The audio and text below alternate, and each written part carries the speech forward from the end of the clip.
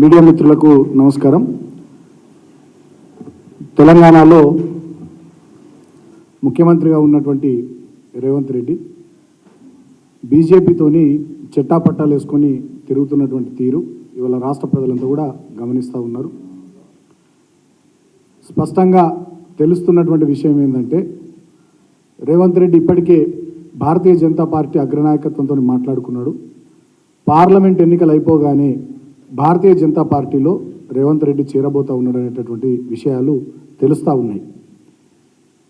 మొన్న నరేంద్ర మోడీ గారి పర్యటన సందర్భంగా తెలంగాణలో పెద్దన్న అంటూ మోడీ గారిని సంబోధించడం, ఇక ఆ స్టేజ్ పైన రేవంత్ రెడ్డి నరేంద్ర మోడీ గారు చెట్టాపట్టాలు వేసుకొని సొంత పార్టీ వాళ్ళకన్నా ఎక్కువగా కలిసిమెలిసి ఇక ఈనాటి ఈ బంధం ఏనాటిదో అన్నట్టుగా కలిసిమెలిసి వాళ్ళు ఉండడం, ఢిల్లీలో ఆయన అడిగిందే తడవుగా ఢిల్లీలో సొంత బీజేపీ పాలిత రాష్ట్రాల ముఖ్యమంత్రులకి అంత ఈజీగా దొరికిన అపాయింట్మెంట్లు ప్రధానమంత్రి, కాంగ్రెస్ పార్టీ ముఖ్యమంత్రి రేవంత్ రెడ్డికి ఇట్లా అడుగుడే ఆలస్యం. ఢిల్లీలో కిషన్ రెడ్డి గారు, సీఎం రమేష్ గారు, సుజనా చౌదరి గారు వీళ్ళంతా కూడా కలిసి దన్న అపాయింట్మెంట్లు ఇప్పించడం, నరేంద్ర మోడీ గారు అపాయింట్మెంట్ ఇవ్వడం, ఈయన కలవడం. ఇక ఈ బంధం ఇక బడే బాయ్ చోటే బాయ్ బంధం మంచిగా చేతిలో చెయ్యేసి అన్నట్టుగా బ్రహ్మాండంగా వాళ్ళ బంధం కనబడతా ఉంది. ఇక్కడ కూడా ఆయనను సీఆఫ్ చేసే క్రమంలో హైదరాబాద్ బేగంపేట ఎయిర్పోర్ట్లో కూడా ఇక్కడ కూడా నరేంద్ర మోడీ గారు, రేవంత్ రెడ్డి గారు చాలా దగ్గరగా, అంటే మనం ఇటువంటి విజువల్స్ కానీ ఇటువంటి ఫోటోలు కానీ ఇతర పార్టీలకు చెందినటువంటి ముఖ్యమంత్రులతో మనం చూడం. ప్రధానమంత్రి గారి ఇతర పార్టీలకు చెందినటువంటి ముఖ్యమంత్రులతో ప్రధానమంత్రి గారి ఫోటోలు ఇట్లుండయి. ఇక వీళ్ళ నవ్వులు, వీళ్ళ షేక్ హ్యాండ్లు, వీళ్ళ కౌగిలింతలు, వీళ్ళ మాట ముచ్చట్లు అన్నీ చూస్తే చాలా స్పష్టంగా అర్థమవుతూ ఉంది. రేవంత్ రెడ్డి ఇక ఎవరో కాదు, తెలంగాణలో పార్లమెంట్ ఎన్నికలు ముగిసిన తర్వాత ఆయన మరో ఏక్నాథ్ షిండే, మరో హిమంత బిశ్వ శర్మ అని చెప్పి స్పష్టంగా అర్థమైపోతూ ఉంది. ఎందుకంటే దీనికి ఇంకా చాలా ఆధారాలు కూడా ఉన్నాయి, మేము ఊరికే చెప్పట్లేదు.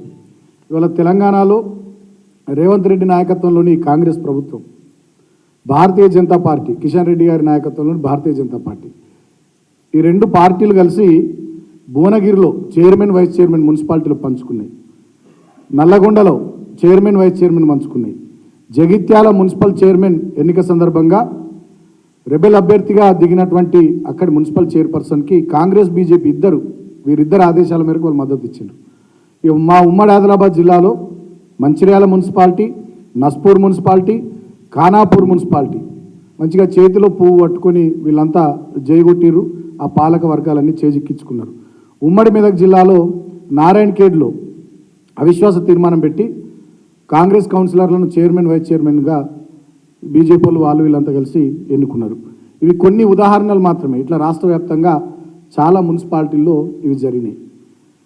సో దీని అంతటికీ కారణం ఏంటి అంటే రేవంత్ రెడ్డి చాలా ఉత్సాహంగా, చాలా బలంగా పార్లమెంట్ ఎన్నికలు ఎంత తొందరగా వీలైతే అంత తొందరగా అయిపోవాలని కోరుకుంటున్నాడు. పార్లమెంట్ ఎన్నికలు అయిపోగానే వెంటనే ఆయన భారతీయ జనతా పార్టీలో చేరబోతూ ఉన్నాడు. దాంట్లో భాగమే ఈ గ్రౌండ్ ప్రిపరేషన్ వర్క్ అంతా. ఇక దానికి ఇంకొక విషయం కూడా, నిన్న జరిగినటువంటి సంఘటన చూస్తే దానికి సంబంధించి మనకు స్పష్టంగా అర్థం చేసుకున్న వాళ్ళందరికీ అన్ని విషయాలు అర్థమైపోయినాయి నిన్నటితో. ఈ రేవంత్ రెడ్డి గారి గురువు మాజీ ముఖ్యమంత్రి చంద్రబాబు నాయుడు నిన్న గురు శిష్యుల భేటీ 2 గంటల పాటు జరిగింది. ఇక్కడ బేగంపేట ఎయిర్పోర్ట్లో ఇద్దరు గురు శిష్యులు సుమారు 2 గంటల పాటు కలిసి మాట్లాడుకున్నారు. దీంట్లో అన్ని విషయాలు మాట్లాడుకున్నారు. మొన్న మోడీ గారితో రేవంత్ రెడ్డి మాట్లాడిండు, నిన్న చంద్రబాబు గారు రేవంత్ రెడ్డి వీళ్ళిద్దరు మాట్లాడుకున్నారు. ఇవాళ పోయి చంద్రబాబు నాయుడు గారు అమిత్ షాని కలిసి అన్ని బ్రీఫ్ చేసి అన్ని అయిపోయినాయి, అన్ని మాట్లాడుకున్నారు. గురువు స్పష్టంగా బీజేపీ వాళ్ళకి చెప్పిండట, రేవంత్ రెడ్డి నా శిష్యుడే, నేను తీసుకొని వస్తాను ఎట్లయితే చెప్పినా ఆయన కూడా మీకు ఆల్రెడీ వస్తా అని చెప్పింది కదా, ఇక డీల్ ఓకే అని చెప్పి చంద్రబాబు నాయుడు భారతీయ జనతా పార్టీ అగ్రనాయకత్వానికి అధిష్టానానికి చెప్పినట్టుగా మనకు తెలుస్తూ ఉంది. ఇక ఈయన ఎంత దగ్గర అనేది రేవంత్ రెడ్డి చంద్రబాబు నాయుడు గురు శిష్యులు ఎంత దగ్గర అనేది మనందరికీ కూడా తెలుసు. ఎందుకంటే ఇక్కడ తెలంగాణలో మొన్న అసెంబ్లీ ఎన్నికల సందర్భంలో చంద్రబాబు నాయుడుకు సంబంధించినటువంటి తెలుగుదేశం పార్టీ పోటీ చేయకుండా మొత్తం కాంగ్రెస్ పార్టీకి సహకరించింది.